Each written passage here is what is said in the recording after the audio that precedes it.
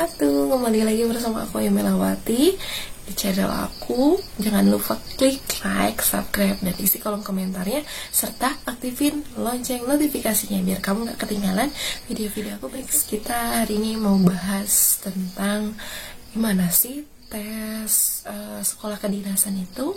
Sekolah kedinasan ya, yang sekarang ini marak-marak lagi dibuka ya teman-teman. Jadi sekolah kedinasan itu adalah sekolah yang berada di bawah naungan kementerian atau pemerintahan. Jadi lulusannya itu memang diperuntukkan bekerja di kementerian-kementerian dan di lembaga pemerintahan. Kalau misalnya teman-teman bisa lulus di sekolah kedinasan ini, jadi teman-teman auto CPNS gitu ya teman-teman, auto PNS gitu. Nah, tapi apa aja sih sekolah-sekolah kedinasan itu? Misalnya ada sekolah tinggi ilmu statistik, ada sekolah tinggi intelijen negara, sekolah tinggi persandian negara, ada IPDN, ada PKN STAN. Aduh, banyak banget teman-teman yang populer-populer saat ini yang memang itu peminatnya banyak banget. Nah, oleh karena itu kita nggak bisa sepelein tes-tes dari sekolah kedinasan ini. Mau tahu tes-tesnya apa aja? Yuk ikutin video aku terus. Oke, jadi tes-tesnya itu beragam, mulai dari tes seleksi administrasi. Nah, tes seleksi administrasi ini biasanya berupa pendaftaran yang memang memasukkan identitas-identitas kita gitu ya, kemudian diverifikasi. Jadi setelah kita lolos, nah baru kita bisa mengikuti tes-tes berikutnya. Nah, tes berikutnya ini salah satunya adalah tes potensi akademik. Nah, tes potensi akademik ini berhubungan dengan kemampuan kebahasaan, kemudian kemampuan dalam menganalisis ruang atau tes spasial, tes logika, kemudian tes numerikal. Tes potensi akademik ini kita bisa lanjut ke tes kemampuan dasar atau TKD. Nah, TKD ini jangan dianggap gampang teman-teman, karena TKD ini sama dengan SKD atau seleksi kompetensi dasar CPNS yang pada umumnya dibuka tiap tahun itu gitu ya. Tes kemampuan dasar ini ada 3 bentuknya, yaitu dalam bentuk tes wawasan kebangsaan, tes intelijensi umum, dan tes karakteristik pribadi. Nah, untuk kisi-kisinya, tes wawasan kebangsaan itu ada tahun kemarin tuh ada beberapa kisi-kisinya. Kebetulan memang aku ikut tes CPNS tahun 2019 dan kisi-kisinya kayaknya masih hampir-hampir sama gitu ya. Ada nasionalisme, kemudian pilar negara, bela negara, integritas, dan bahasa Indonesia. Ingat ya teman-teman kisi-kisinya, jangan sampai nggak dipelajari karena memang ini analisis banget soalnya. Aku tuh kemarin ngerjainnya jadi narasinya tuh banyak banget karena tipe soalnya itu tipe soal hot, high thinking, order, skill gitu ya. Waktu kemarin tuh pas aku tes CPNS, aku memang ngerjainnya bener-bener lumayan capek baca ya, karena memang harus dianalisis banget gitu. Kemudian apa yang ditanyakan tuh nggak langsung harus bisa dijawab, kita harus analisis lagi biar bisa dapat jawabannya, dan itu memang benar-benar harus belajar teman-teman. Kita harus sering latihan soal, nggak bisa nyepelein gitu. Next ke tes intelijensi umum. Nah, tes intelijensi umum ini ada kisi-kisinya juga teman-teman. Ada verbal, numerikal, figural. Aku dapat tahun kemarin tuh 2019 tes figuralnya banyak banget, dari 35 soal, hampir 12 soal itu tes figural. Jadi buat teman-teman yang mau daftar sekolah kedinasan nih, jangan sampai enggak belajar atau enggak latihan dari tes figural ini, karena sayang banget poinnya teman-teman. Kan suatu soal itu 5 poin.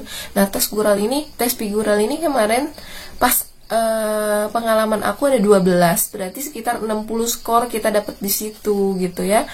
Jangan dilewatkan. Pokoknya aku banyak banget ngerjain di tes figural ini. Jadi di TIU ini skor aku mencapai 145, dan itu lumayan banget dari tes figural teman-teman gitu ya. Nah, kemudian ada lagi tes verbal ya. Tes verbal itu ya berarti tentang kebahasaan. Jadi tes verbal itu ada antonim, sinonim, perpaduan kata, rangkaian kata, kelompok kata, seperti itu. Kemudian ada juga yang analisis banyak. Kemudian ada majas juga, aku kemarin dapat majas. Nah, next ke numerikal. Nah, numerikal ini tentunya teman-teman harus belajar banget. Aku di tes numerikal ini dapat banyak banget deret angka, hampir sekitar 7-8 soal kalau nggak salah gitu ya. Nah, dari situ aku dapetin lumayan banyak skor sih, karena memang aku banyak berlatih di deret angka ya. Istilahnya deret angka ini nggak pakai rumus teman-teman, cuma tinggal logika aja. Ini tambah ke sini kira-kira pas nggak ya, cuman gitu-gitu aja. Jadi jangan dilewatkan teman-teman latihan ya deret angka ini, karena mudah banget teman-teman kalau udah tahu triknya gitu ya. Kemudian tes karakteristik pribadi. Tes karakteristik pribadi ini susah-susah gampang teman-teman, karena memang kita diberikan kesempatan untuk seolah-olah kita itu dijadikan sebagai ASN gitu, aparatur sipil negara. Nah, di sini juga ada beberapa kisi-kisinya, yaitu seperti pelayanan publik, jejaring kerja, sosial budaya, dan profesionalisme kerja gitu ya. Tentunya ada satu lagi, TIK, jangan dilewatkan ya teman-teman. Teknologi itu selalu ada dalam tes gitu.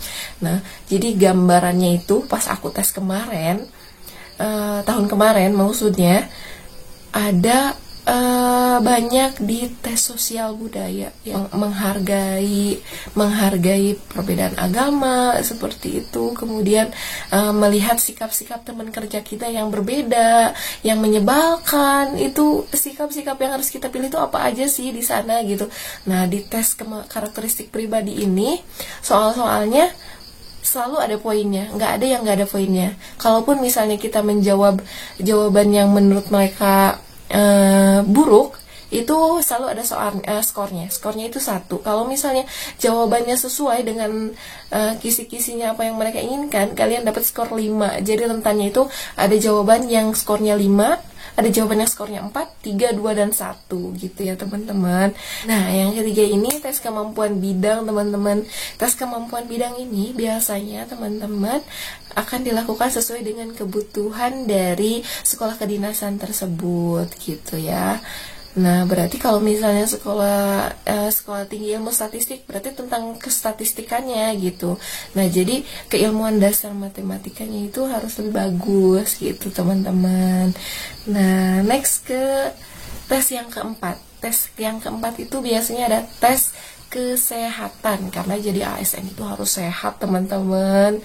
Nah, jadi kalau tes kesehatan ini kita bisa cek darah, urin, kemudian ronsen, tes paru-paru, kemudian kesehatan gigi juga, dan banyak lagi tes-tes lainnya sesuai dari kebutuhan sekolah kedinasan tersebut yang membuka lowongan seleksi gitu ya teman-teman. Yang terakhir yaitu ada tes yang kelima, tes kesamaptaan. Nah, jadi kalau kesamaptaan ini bentuknya tes fisik ya teman-teman gitu. Kalau tes fisik itu berarti memang harus dipersiapkan secara kekuatannya gitu, seperti pull up, push up, lari, loncat, dan itu benar-benar harus banyak latihan. Nah, itu dia ada 5 tes untuk kalian bisa lolos tes kedinasan, tes sekolah kedinasan. Jadi terus latihan, kalian terus menguji seberapa besar kemampuan kalian, karena kalau tes kedinasan ini saingannya banyak banget, jadi nggak bisa disepelein ya teman-teman. Terus aja belajar sampai waktu tesnya berlanjut gitu. Dan saran aku, kalau misalnya kalian mau tes itu, yang paling bagus tuh secara fisik harus sehat, secara psikologis harus tenang gitu ya. Dan satu lagi, banyak-banyak berdoa teman-teman, karena segala sesuatu itu Tuhan atau Allah kita yang menentukan. Nah, siapa tahu dikabulkan oleh Allah, dijabah doa kita, dan kita akan menjadi ASN tahun ini. Senang banget kan teman-teman pastinya gitu. Nah, satu lagi, ada trik yang memang ini mustajab banget. Banyak-banyak sedekah teman-teman. Kalau kalian banyak sedekah itu insya Allah orang lain mendoakan kita, dan kita bisa dilancarkan dalam semua urusan kita, termasuk dalam tes sekolah kedinasan ini. Itulah paparan dari aku tentang gimana caranya untuk mengikuti tes masuk sekolah kedinasan. Nah, terima kasih sudah menyaksikan video ini teman-teman. Kalau misalnya kalian ingin request aku untuk membahas hal-hal apa lagi, bisa isi kolom komentarnya ya teman-teman. Terima kasih telah menonton video ini, semoga bermanfaat ya. Dan jangan lupa klik tombol subscribe, like, dan aktifin notifikasinya agar kamu gak ketinggalan video selanjutnya.